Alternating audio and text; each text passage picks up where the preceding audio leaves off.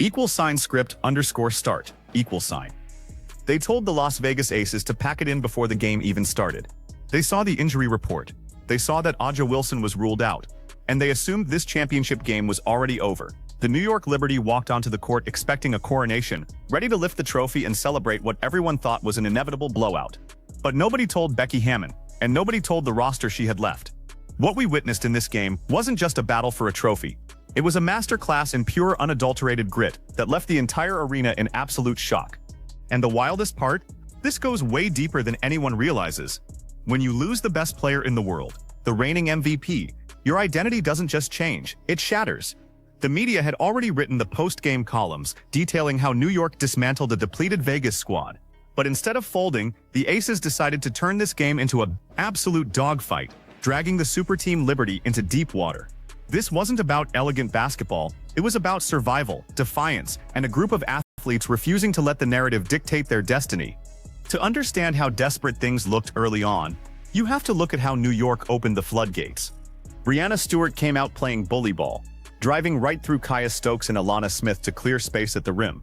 Jonquel Jones was dominant on the glass, generating second-chance opportunities that made the Aces look small and completely outmatched. Sabrina Ionescu was finding her spots. Maureen Johannes was running the transition break like a maestro, and the Liberty quickly pushed out to an 8-point advantage. It looked exactly like the mismatch everyone predicted, a total nightmare scenario for Las Vegas. But remember this detail. It becomes crucial later. Becky Hammon told Alana Smith before tip-off that she had to be the one to initiate the offense and stay ultra-aggressive. Smith took that to heart. Even after missing a point-blank shot against the towering length of Jonquel Jones, Smith didn't hang her head. She snatched her own offensive board, channeled her inner Houdini with a spectacular move under the basket, and rattled it home. That single play sent a shockwave through the Vegas bench. It was a clear statement that the Aces weren't going to be anyone's punching bag tonight. And this is where the story takes a turn nobody expected. The Aces didn't just stay alive. They started turning New York's own weapons against them. Jackie Young decided to take over the game, hitting a beautiful mid-range jumper and then working seamlessly with Chelsea Gray to carve up the Liberty perimeter defense. Meanwhile, secondary players like Alicia Clark and Kirsten Bell began flying all over the court, flying into passing lanes and denying easy entries.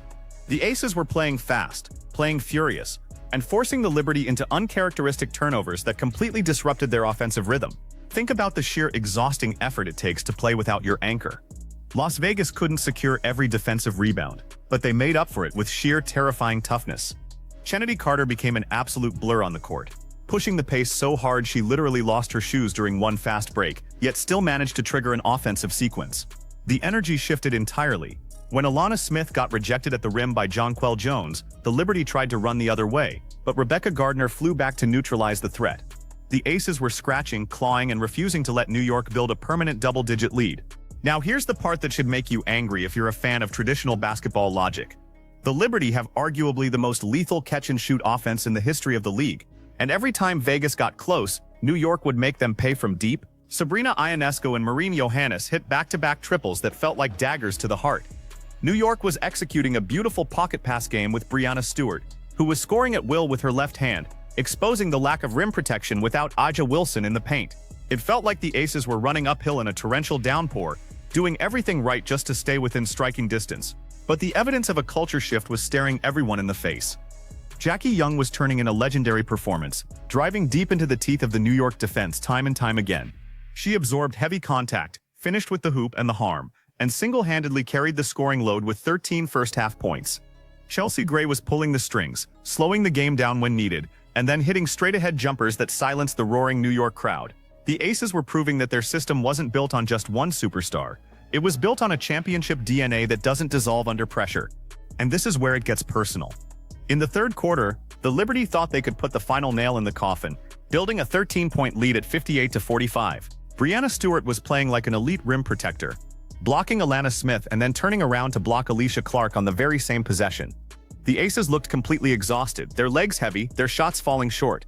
It was the exact moment where any normal team would look at the scoreboard, look at their missing MVP on the bench and say, "We will get them next time." But Las Vegas completely flipped the script. Alicia Clark initiated a physical, grinding comeback, using her strength to score a tough finger roll plus the foul. Kirsten Bell came off the bench and drained a massive trifecta that sent the Vegas bench into a frenzy. Jackie Young kept attacking the baseline, forcing her way to the rim for another incredible old-fashioned three-point play. Suddenly, the deficit evaporated. With a brilliant Euro step, the Aces tied the game for the first time since it was 2-2, and the look of sheer disbelief on the faces of the New York Liberty players was worth admission alone. Because here's what this all means going forward.